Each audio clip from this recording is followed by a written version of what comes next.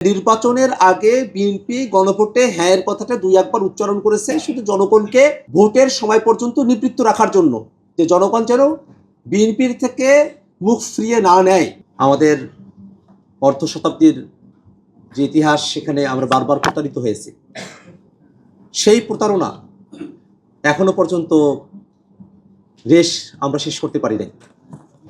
আমরা দেখলাম যে বিএনপির একজন উচ্চপদস্থ নেতৃত্ব তিনি বললেন যে তারা গণভোটে রাজি হয়েছিলেন যাতে করে নির্বাচনে অংশগ্রহণটা করতে পারেন। সেজন্য এই বক্তব্যের মধ্য দিয়ে গণভোটের প্রতি বিএনপির দলীয় কমিটমেন্ট, তার নড়েপড়ে অবস্থাটাই প্রকাশ পায়।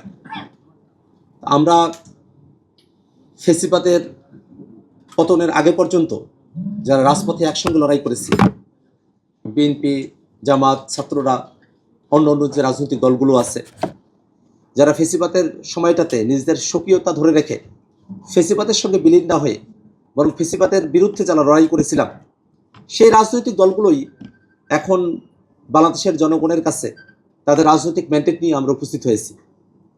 বিএনপি ফেসিবাদের বিরুদ্ধে লড়াই সংগ্রাম করে আসা একটা দল, কিন্তু 5 আগস্টের পরে বিএনপি যে ধরনের কর্মযজ্ঞের মধ্য দিয়ে গিয়েছে, বিশেষত 12 তারিখের পরে বিএনপি সরকারকে এমনভাবে সাজিয়েছে, আপনি দেখেন যেগুলো বড় রাষ্ট্রীয় প্রতিষ্ঠান এবং সাংবিধানিক প্রতিষ্ঠানগুলো আছে, সেখানকার নিয়োগের বিষয়টাতে তারা অন্ধ দলীয়করণ করার দিকে তারা অগ্রসর হয়েছে। এটা আমাদের জন্য একটা অশনি সংকেত।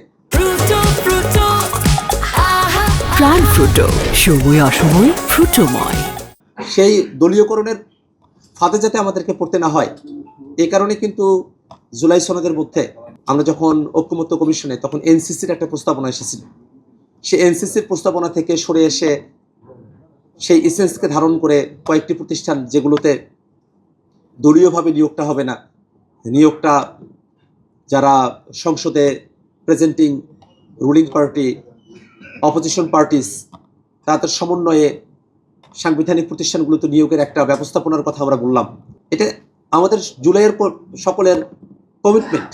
যদি দুর্নীতি দমন কমিশনের কথা বলি, সে ব্যাপারে কিন্তু বিএনপি সহ সকলেই কিন্তু কমিটমেন্ট দিয়েছে, কিন্তু সেই কমিটমেন্ট কি তারা রক্ষা করতে চাইছে?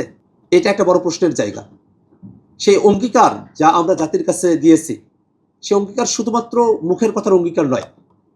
জুলাই সনদের যে অঙ্গীকার, সেটা একটা লিখিত, একেবারে সিগনেচার হওয়া একটা ডকুমেন্টেড অঙ্গীকার।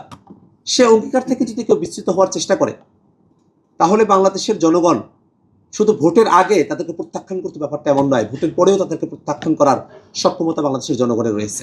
তারা প্রথমে না ভোটের কথা বলেছে, ক্যাম্পেইনগুলো করেছে, ছাত্রদলের অফিসিয়াল পেজ থেকে ন্যায়ের পক্ষে প্রচারণা চালিয়েছে। বর্তমান প্রধানমন্ত্রী রংপুরে গিয়ে গণভোটে হ্যাঁয়ের পক্ষে বললেন, আমরা সেটাকে সাধুবাদ জানালাম।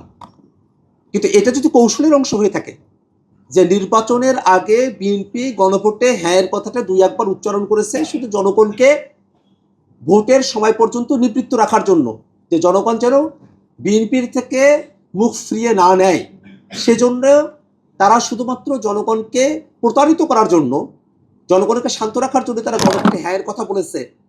এটা ভেবে যে আমরা এখন নির্বাচনের আগে বিএনপি গণভোটে হ্যাঁয়ের কথা বলবে শুধুমাত্র ভোটটা পার হওয়ার জন্য, এবং তারপরে তারা তাদের মতো করে যাচ্ছে তাই করবে, এমনটা যদি মনোভাব তাদের থেকে থাকে, তো আমরা তাদেরকে বলবো যে যে জনগণ ভোটের আগে তাদের সিদ্ধান্ত জানানোর সক্ষমতা রাখে, ভোটের পরেও জনগণ তাদের সিদ্ধান্ত জানানোর সক্ষমতা রাখে। এই বাংলাদেশটাকে তো বন্ধ করে ফেলা হয়েছিল শেখ হাসিনার শাসনামলে। সে বাংলাদেশের জনগণ সেটাকে ভোটের মাধ্যমেই শেখ হাসিনাকে প্রতিহত করতে হয়েছে, নাকি তারা তাদের বুকের তাজা রক্ত ঢেলে দিয়ে শেখ হাসিনাকে প্রতিহত করেছে? এটা তো ইতিহাসের শিক্ষা। সেই ইতিহাস থেকে কেন বিএনপির মতো একটা দল তারা শিক্ষা গ্রহণ করবে না, যারা সেই ইতিহাসের অংশ?